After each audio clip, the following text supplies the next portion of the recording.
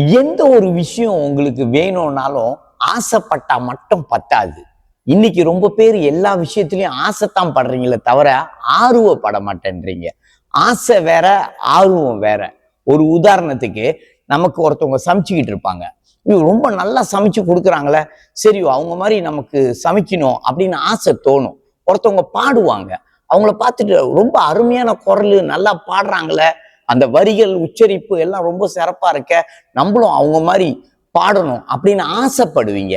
இந்த மாதிரி ஒருத்தர் தொழில் செஞ்சுக்கிட்டு இருப்பாரு, அந்த தொழில் நம்மளும் செய்யணும்னு ஆசைப்படுவீங்க. பணக்காரன் ஆகணும் அவரு மாதிரி ஆசைப்படுவீங்க. ஆசைப்பட்டுட்டா மட்டும் ஒரு காலமும் உங்களால சாதிக்க முடியாது. நீங்க அந்த விஷயத்துல ஆர்வமா இருக்கணும். இப்போ உங்களுக்கு சமைக்கணும்ன்ற ஆர்வம் வந்தாதான் நீங்க போய் மற்றவங்க சமைக்கும் போது கிட்ட நின்று அவங்க கூட சேர்ந்து சமைச்சு அதை அடிக்கடி செஞ்சு நீங்களும் அதை கத்துக்குவீங்க. அதை போலதான் பாடலும். அதை ஆர்வப்படுத்தினாதான் அந்த வரிகளை எடுத்து அந்த மியூசிக்கை அன்னடிக்கும் கேட்டு ஃபாலோ பண்ணி உங்களாலையும் ஒரு தரமா உங்களால முடிஞ்ச அளவுக்கு பாட முடியும். ஒரு நாளைக்கு நீங்க அதை சாதிப்பீங்க. தொழிலும் அப்படித்தான். எந்த ஒரு தொழிலும் செய்யறத பார்த்துட்டு ஆசையா இருக்க, ஒரு காடியெல்லாம் கழட்டி செஞ்சு ஒரு ஃபோமேனா இருக்கார, ஆசைப்பட்டு என்ன கிடைக்க போகுது? ஆர்வப்படுங்க. போய் அந்த கடையில இறங்கி அவர் கூட சேர்ந்து வேலை செய்யுங்க.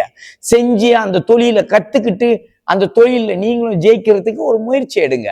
அதனால எந்த ஒரு விஷயத்தையும் ஆசைப்பட்டா மட்டும் பத்தாது, ஆர்வப்பட கத்துக்குங்க. ஆர்வப்பட்டா உங்களோட வாழ்க்கை கண்டிப்பா மாற்றத்தை நீங்க பார்க்கலாம், மாறும். சிந்திப்போம், செயல்படுவோம்.